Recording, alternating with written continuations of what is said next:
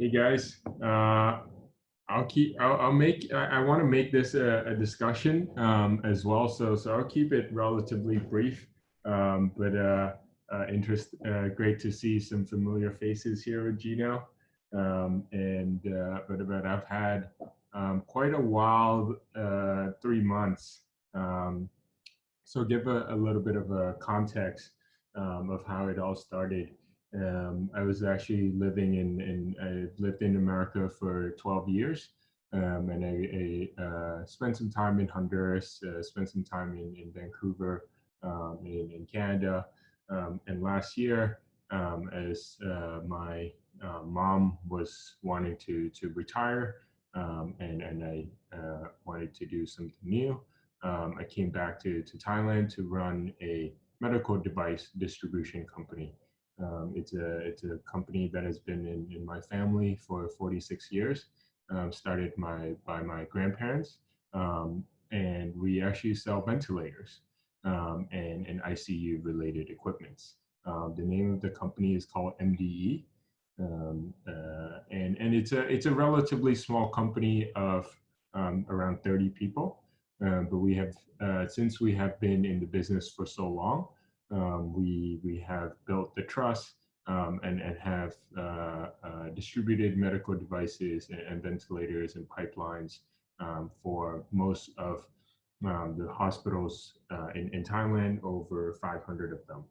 So we usually deal with government entities, government state-owned hospitals, and you know, ventilators is a relatively niche market. You don't get a lot of traction, or it's not the most sexy thing, as it's a very technical device that requires you know, technicians that are extremely skilled, as you're talking about putting people's lives on your devices. And it's something that you have to take, you know, extreme care of. And of course, with COVID-19, ventilators became one of the most pressing issues, and it brought ventilators and ventilators companies to the table, which is quite rare. But anyways, I found myself in the midst of that. And found myself in a very interesting ethical and business situation as well, as you know, now everyone is hitting us up in order to inquire about what we have in stock and what we can what type of devices and ventilators we have. So in the beginning, as a Thai company, we actually tried to sell our ventilators to Thai state-owned hospitals, as we usually do. However, due to regulations and I would call red tape, Thai hospitals usually take 6 months to a couple years in order to unlock these funds in order to secure ventilators. And this is, you're talking relatively early in the COVID-19 timeline, you know, and this is in late January, early February.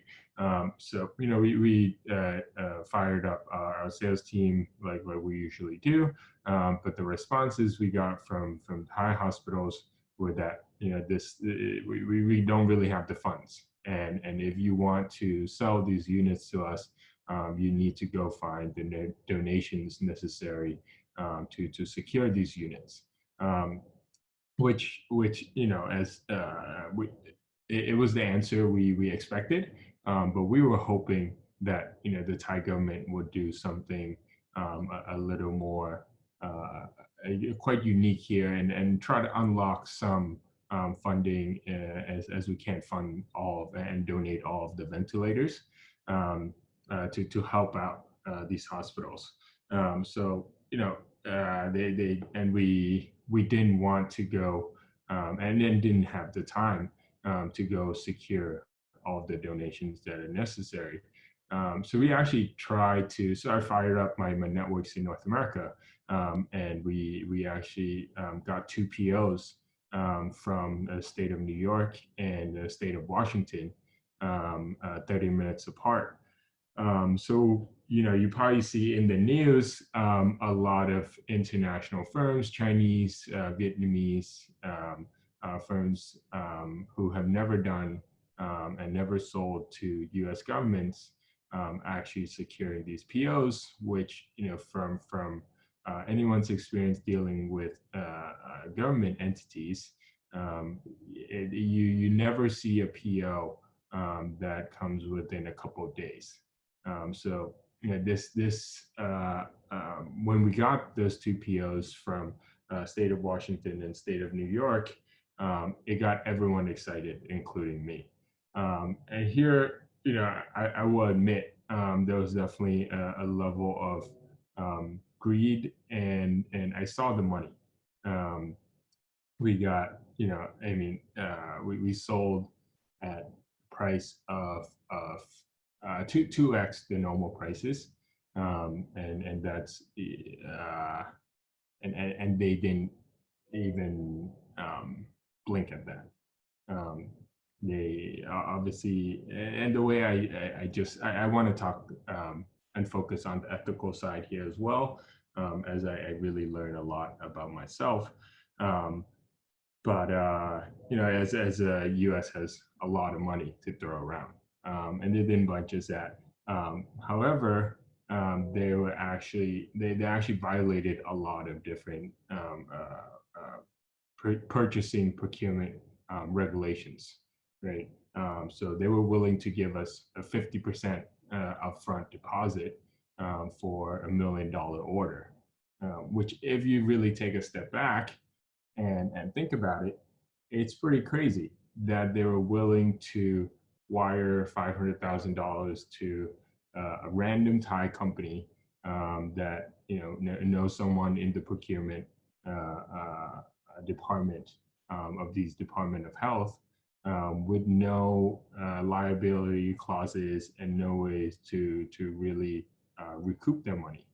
And so fast forward, and they were willing to put $1 million order on a credit card on the spot, but we weren't set up to do that.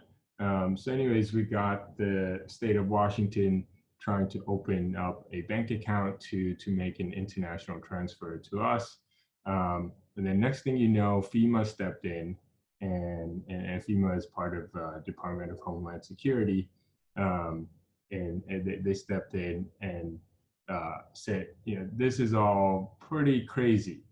You're buying ventilators and accessories for ventilators from a Thai company that you've never dealt with before, and you're putting Americans' lives on these ventilators, and they're not actually FDA approved. They're not US FDA approved. And I'll spend a minute on that. Is that even though we sell US manufactured ventilators, however, there's only around 5 vendors that are allowed to supply to the US government and US hospitals in the US. So you won't really find any ventilators companies that don't sell to the US with US FDA approval. It's just extremely expensive, and it's not worth it if you're not one of the 5 vendors. So the next thing you know, they canceled PO, which in our 46 years of business, that has never that has never happened to, especially with the U.S.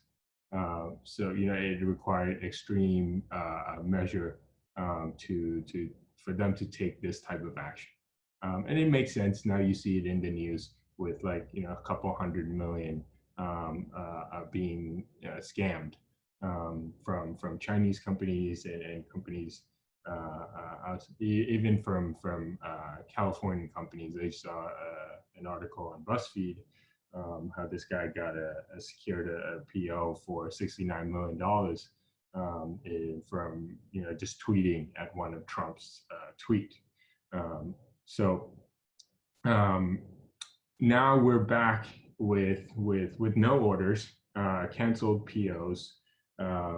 and it's late February, um, and now I'm actually concerned that I might not be able to sell these ventilators.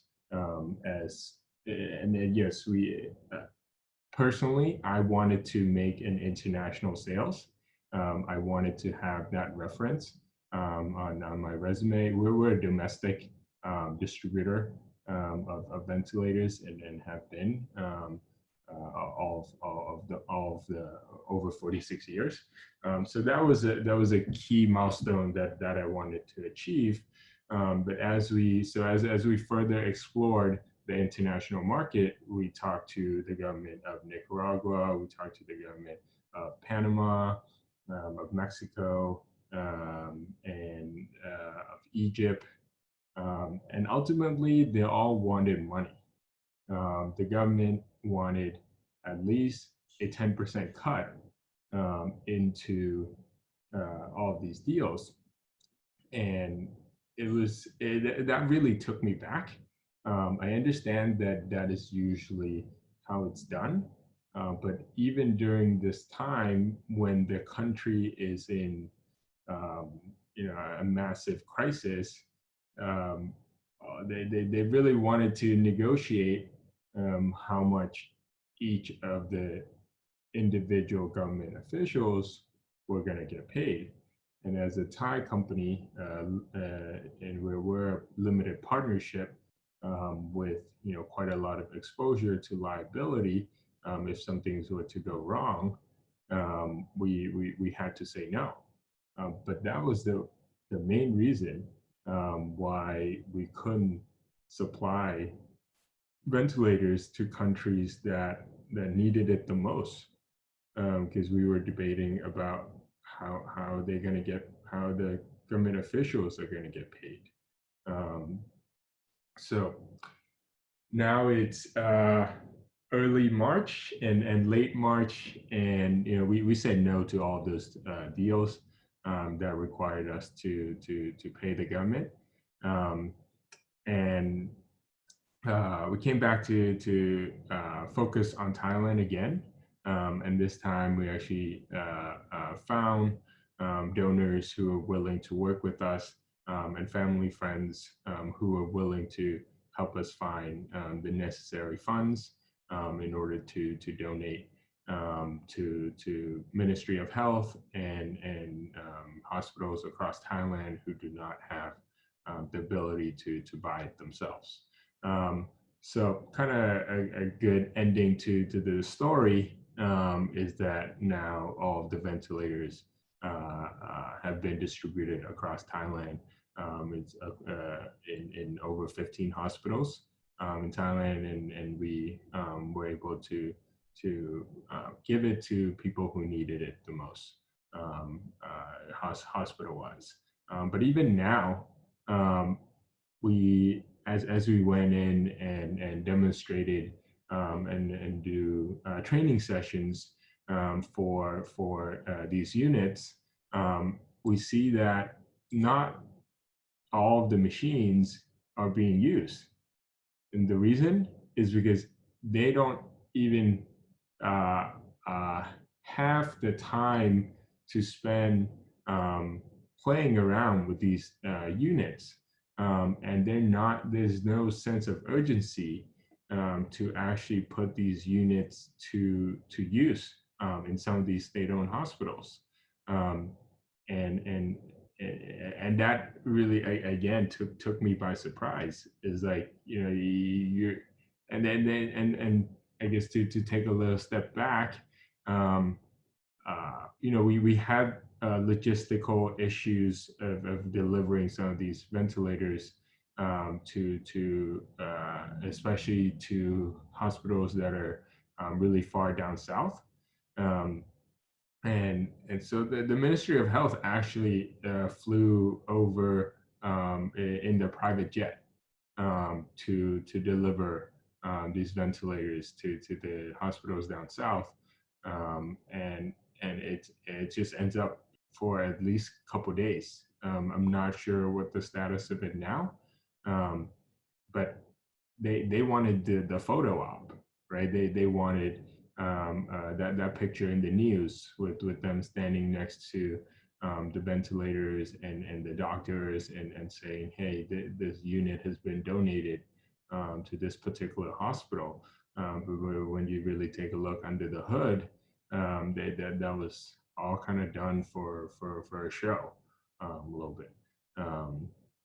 And so, I just wanted to share that experience. Michael asked me to discuss this, and I figured, yeah, it was overall it was a massive learning experience for me, dealing with my own morality and how I deal with ethical situations here when we're talking about people's lives and death, and the ability to have a chance of being able to help out during this crisis.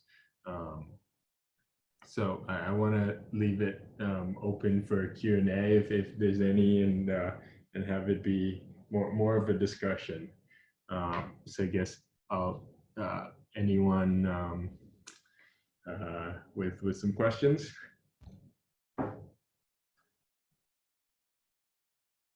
I know Gino is going to ask, what am I willing to die for? And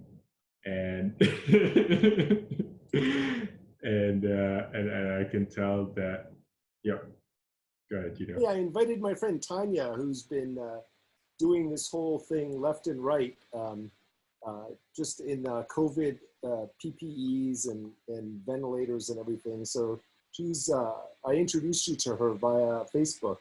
And then she's here. She's got a lot of experience in this area. And then Arun K is also in Bangkok. I wanted to introduce him to you as well. And then my daughter's saying hi. Yeah. Hey. Hey, thank you. Thank you for connecting us, Gino. So Pep is really interesting too, because he's an entrepreneur. Do you mind me sharing some of your background too?